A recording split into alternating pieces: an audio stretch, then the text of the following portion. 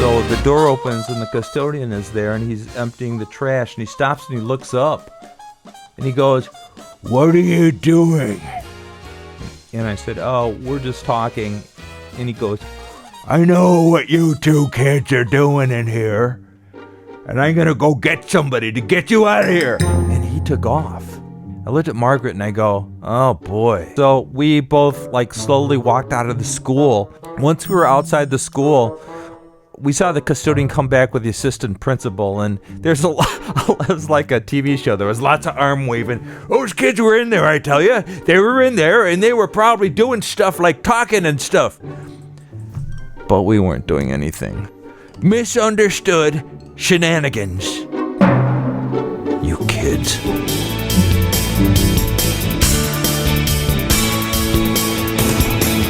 This is the Life's Learning Curve podcast, and I'm Paul Hart. Welcome back to Studio 502 here in the Midwest. Not all of life is made up of shenanigans. I think most of my life was fairly mundane, and that's why we kind of create shenanigans in our life. My dad used to say, "Hold the flashlight for me while I work on this," whether he was repairing a leaky faucet, or we're under the sink, or we're out working on the car. Hold the flashlight, run inside, get me a Phillips head screwdriver, that type of thing. You learn some things, and one of the things is, if I wasn't here, what would I be doing? Hold the light. And you start to daydream, you start to think things up. And I think that's where a lot of the playful, innocent shenanigans came from in my childhood. I had a great family life and a couple of great parents that were so good to us. Strict when they needed to be strict, and fun when they could be fun. The very first thing I thought of when I thought about the concept of shenanigans when I was a kid was the telephone at my house. We had 3 phones in our house, one on the main floor, mounted on the wall, one upstairs, one in the basement. If the phone rang, this was back in the day, when the phone rang, everybody in the house went, "I'll get it!" And we all ran to the phone. No, I'll get it. I got it. Think about these days. When your cell phone rings or your phone rings, you don't want to answer it. Because it's not that it's bad news, but it's generally a sales call. Or some kind of robo this or that wants something from you, or it hangs up even before you answer the phone. Press 2. So, it's different times now. But when you're a kid, I'll get it. Now, I was not allowed to answer the telephone when I was a kid until I learned phone etiquette from my mom. My sister learned phone etiquette first, and I heard her use it. And right away, I was 3.5 years younger, and I said to my mom, "I've got to do this. I've got to learn how to answer the phone because I want to answer the phone. I need to answer the phone." Might be somebody important. Maybe not. So my mom sat me down and said, "Okay, here's what I showed your sister," and told her, when you answer the phone, you say, "Thank you for calling the Hart residence. This is Paul. How can I help you?" Oh, so polite. Sounds kind of like a business. But that's what we said. When somebody said, "May I speak to your father?" or "May I speak to your mother?" I would say, "Yes. Hang on, please." Sure. And then you'd run and go, Mom! Telephone! totally blowing all the etiquette out of the water just because you're so excited that somebody got a phone call. So my mother would get in the phone. "I'm so sorry for my son. He gets a little excited when the phone rings," making me sound like I'm some kind of a freaky kid or something. But that's just the way it was back then. So, my shenanigans. What happened? Well, every time my mom went to the grocery store, she bought fruits, vegetables. She was really good about the balanced diet, the balanced foods. And one of the fruits she would buy would be bananas. So, usually on the days that groceries came home, I would take one of the bananas and disconnect it from the bunch. And then I would go over to the main floor phone, take the phone off the hook, stuff the receiver underneath the cushion of the chair by the phone, and then I would hang the banana on the hook of the phone. Well, this led to hilarity. Anyway, when the phone did ring, my mom would walk over and she'd see the banana there and she'd say, What in the world? Paul, and you pick up the banana, and you actually see her go, hello? Into the banana, because you're so flustered because there's that emergency. You got to pick the phone up thing. Shenanigans.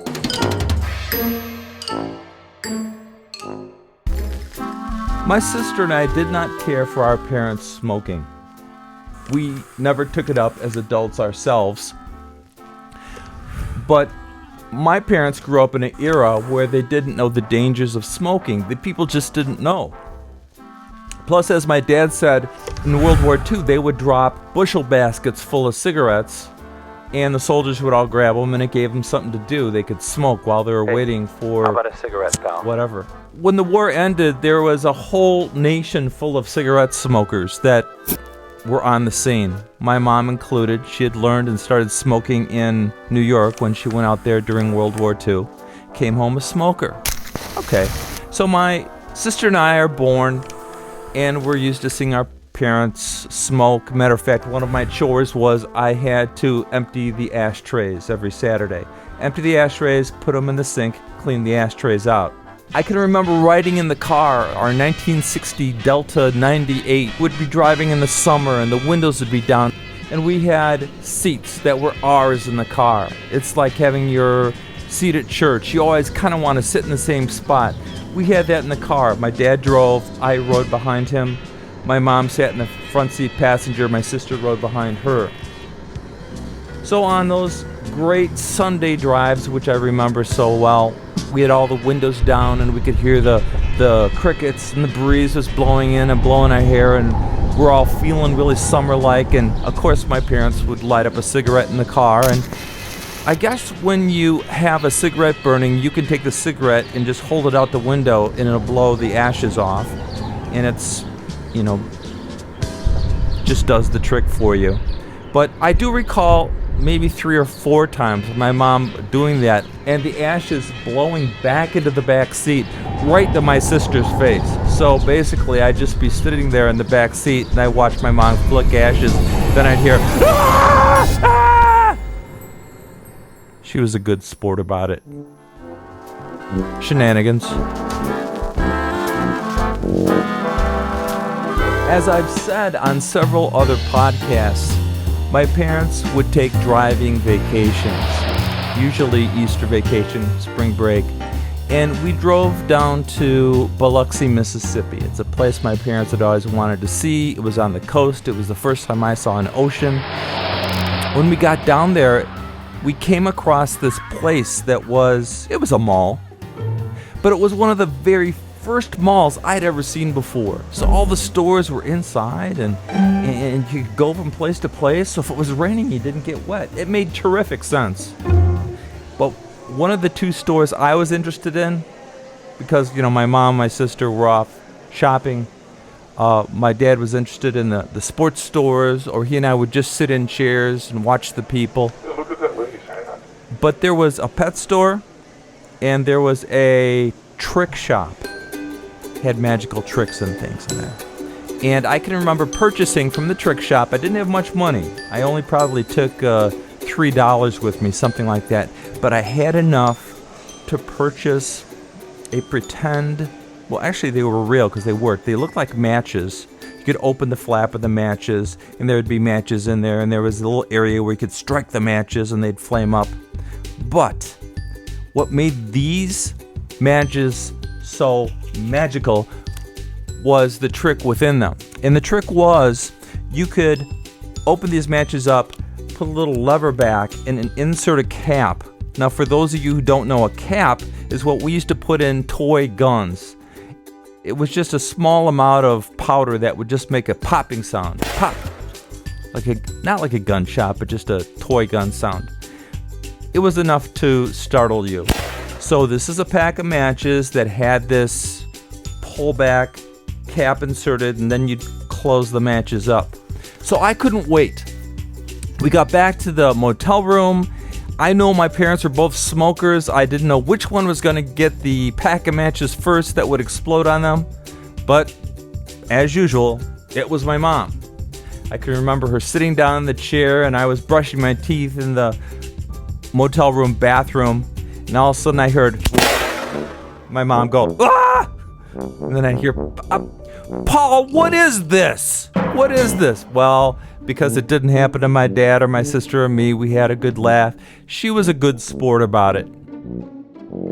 She came out and she said, do you not like me smoking? And I thought about it and I thought, well, no, I don't.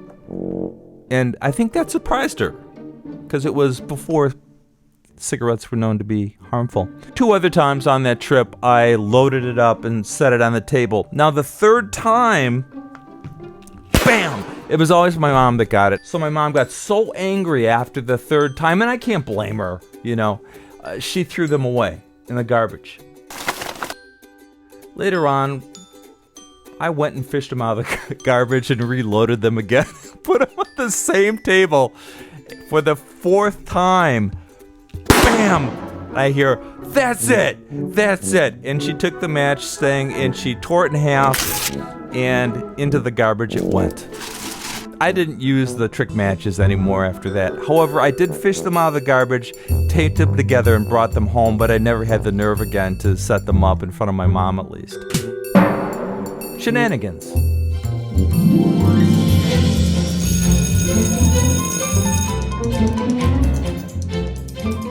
There was a time where my dad was involved with some kinds of shenanigans, and that's okay because not all are full of misery or surprise or trickery.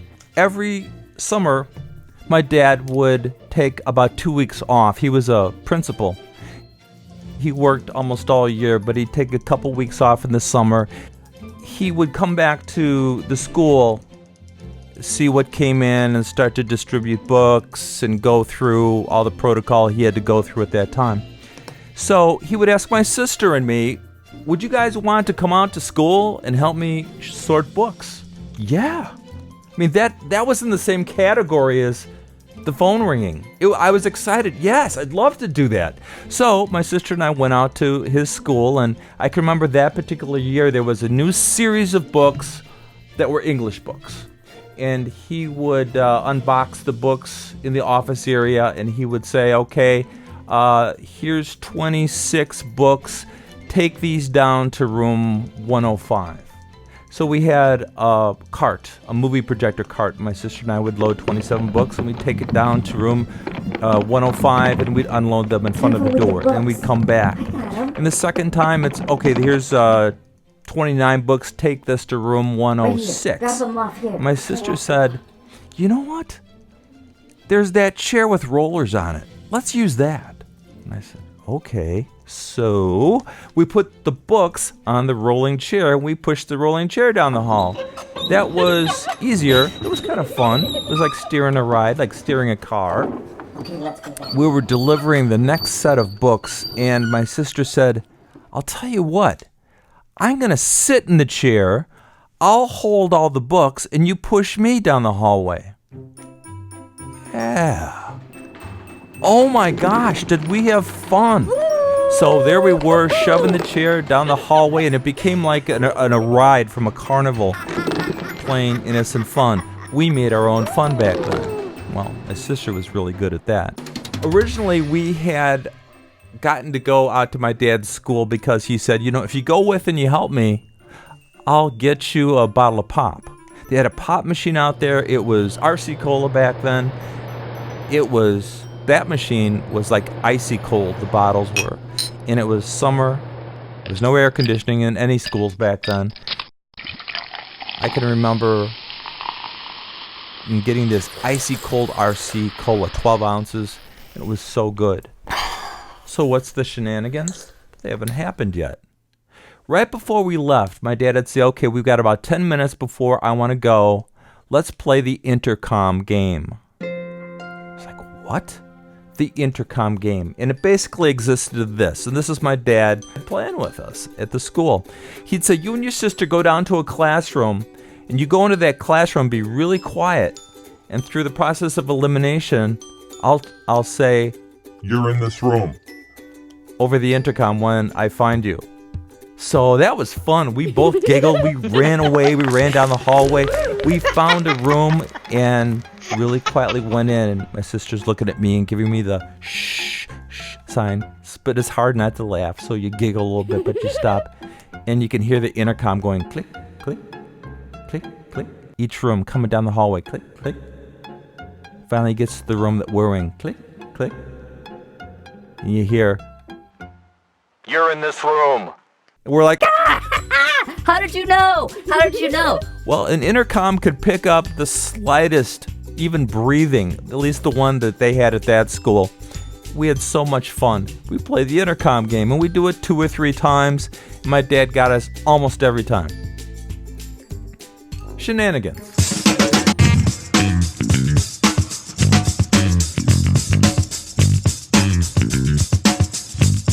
When I was in high school, I played percussion, and I was in a band, played drums during those years.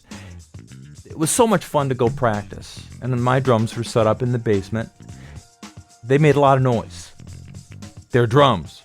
So I would ask my parents if it was okay if I went and played drums for about 15 or 20 minutes after dinner each night. I can't think of a time they said no. They always were like, yes. If it's 15 or 20 minutes, that's fine. So I would go to the basement and sit down on the drums and just play the daylights out of them. Play hard, play fast, play slow. Had a great time. It also was a good way to get out aggressions. It must have sounded like World War III from upstairs.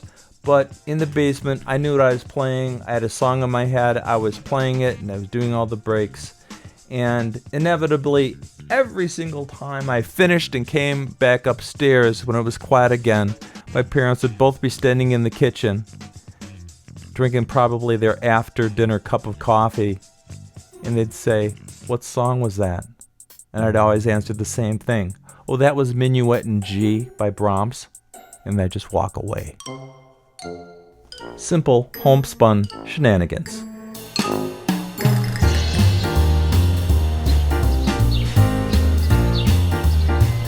I remember one time it was summer. I was about 10 years old, 11 years old, and my friends and I didn't have anything to do.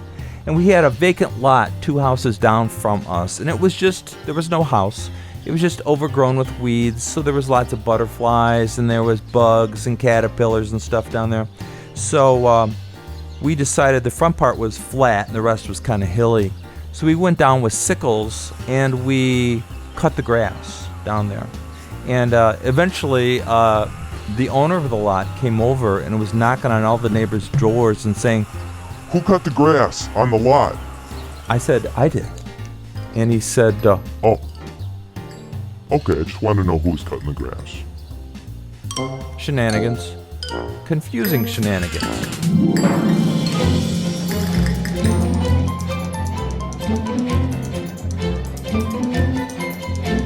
When I was in middle school, there were times I would take the bus home, and other times I would walk back over to the school where my dad was principal, and I'd drive home with him.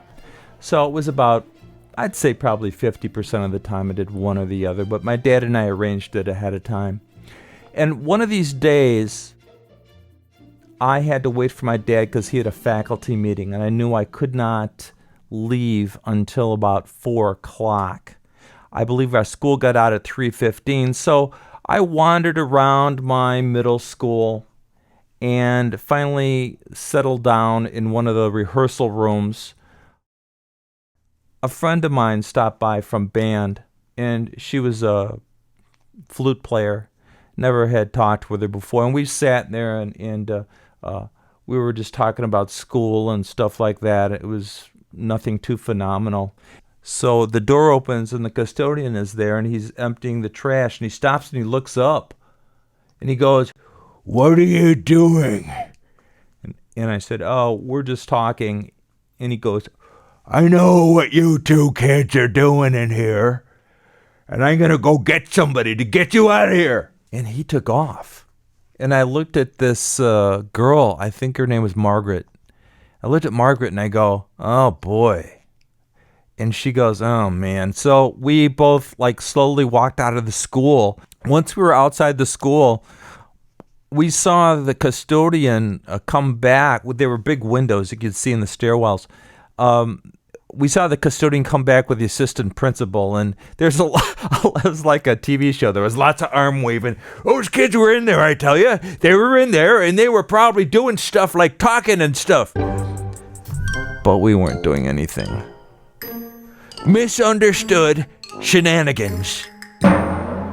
You kids.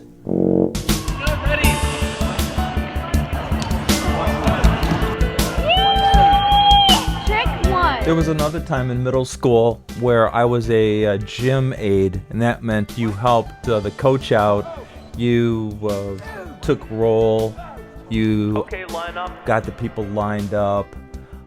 It was pretty much an honor to do this, and it was fun. It kind of put you in charge when you're a kid. So I was probably in 8th grade, and these kids were in 7th grade, so they'd have to get in line. I'd take attendance. And then the coach would come out and he'd say, Hart, get the balls out of the volleyballs out of the equipment room and get 3 rackets. And I'd go do that. And then I would go to the office and turn in the attendance, which is what the teachers had to do, send somebody in. Well, apparently things had changed recently at the middle school. Anybody in the hallway that was walking the hallways without a pass was supposed to be snatched up and put into detention. Well, I was not a kid that ever was in detention for any reason at all. And so I've got my gym shorts on, I got my gym shirt on, my sneakers on, my gym clothes, and every day I walk to the office and I hand the attendance, 3rd period, I handed the attendance to the attendance lady, Mrs. Franson. And I knew her because she was a friend of my sister's. And this math teacher comes up to me from behind, Mr. Deming, and he goes, aha! Grabs me on the shoulder, aha! He goes, I got you now.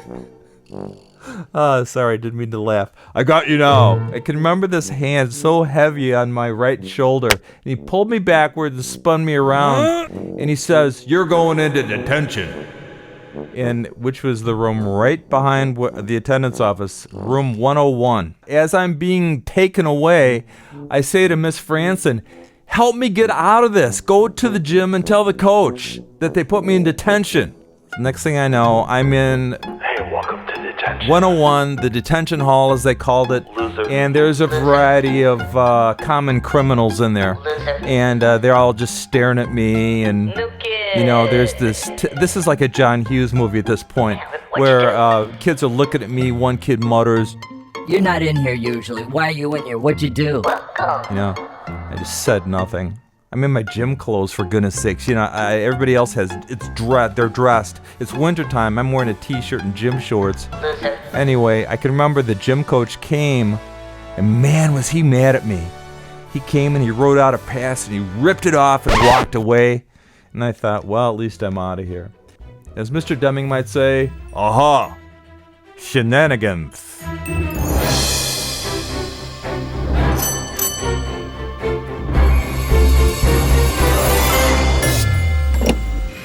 I was always fascinated when my dad went to get gasoline. Now, this is back in the full service days.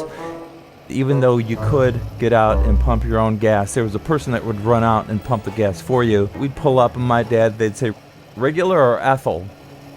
My dad would say, ethyl. Anyway, the whole process was fascinating to me.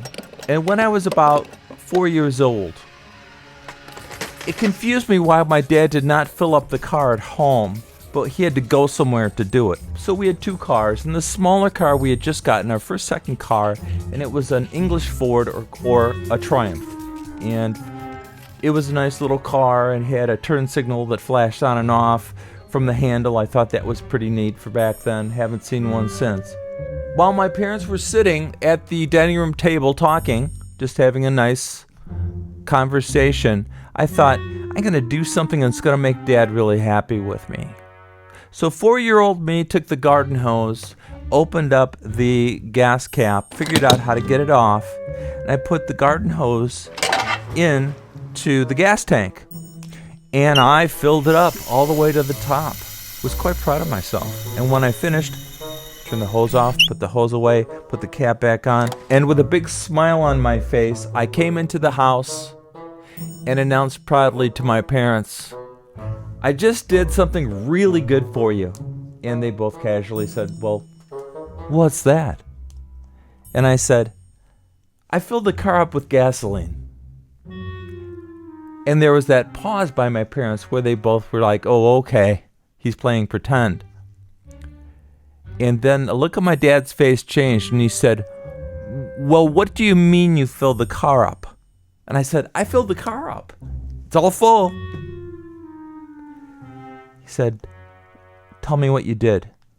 And I said, I took off the gas cap, put the hose in the gas tank, turned on the water, and filled it up to the top, and then I put it all away, Dad.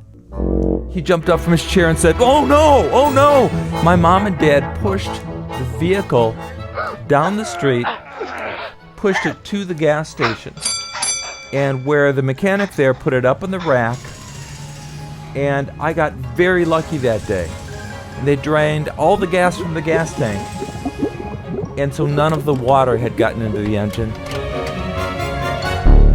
So my parents balanced on that line. They probably really talked about it. They sat me down and had this conversation. Paul, do not ever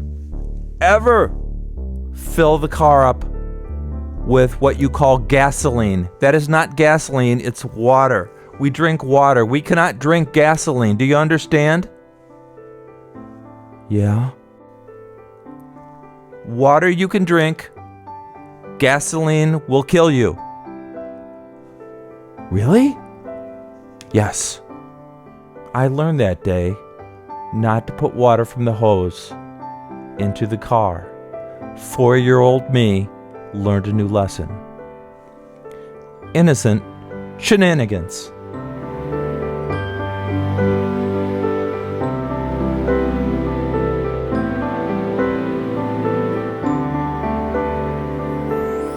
Why Shenanigans is a podcast title? That's a good question. Today's show I want to dedicate to all my years I spent in education, both in technology and in the classroom. It was a few of those particular students, the ones with the dry wit, the commitment, the ones that were full of humor that kept my state of mind in check and made learning continue for me. The older I got, the clearer it became. We all learn from one another. In college, I never guessed that my students would remind me that some shenanigans was what I needed to employ in the classroom. It would become our sanity. So through all these years, it's interesting how we motivate each other, just in order to rediscover and remind ourselves who we are. Keep learning. For Life's Learning Curve, I'm Paul Hart.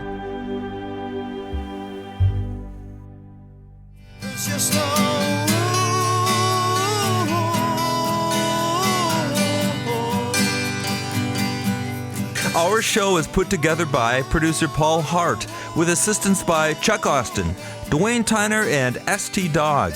We're mixed by Randy Hanna, technical directed by Heidi Cerner. As always, musical assistance and closing theme by Riley Hart. Visit our website, lifeslearningcurve.buzzsprout.com. In today's show, some voices were digitally enhanced for entertainment purposes only. As always, don't forget to choose like on Facebook or subscribe on Apple Podcasts. I'm Paul Hart, and we will be back soon with more stories and tales from Life's Learning Curve.